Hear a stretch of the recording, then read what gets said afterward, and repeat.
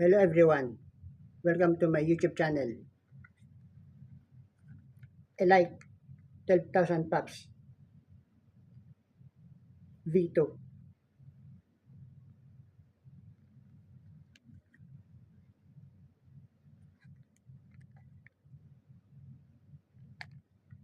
and the device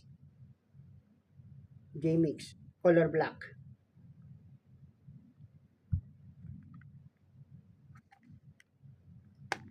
Let's open it.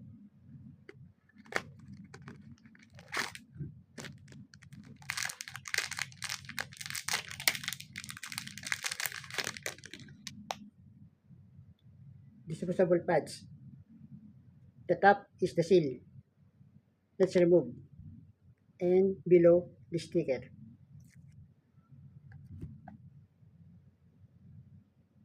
This is a fresh menthol flavor or mint.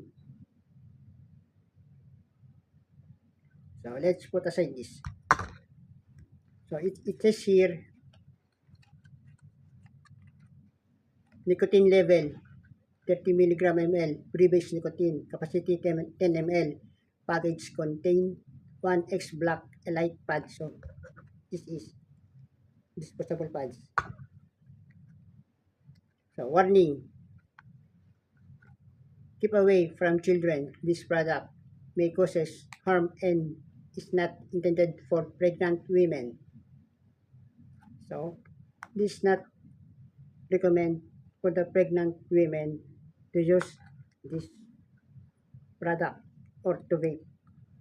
So this is also not to minors to vape this.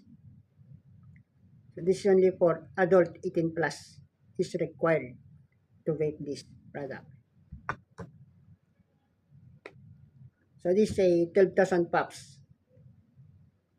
And let's put it here, the device.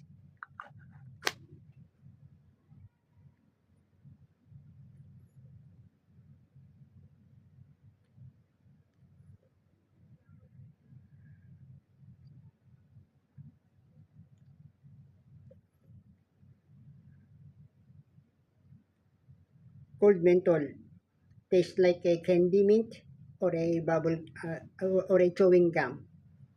So this.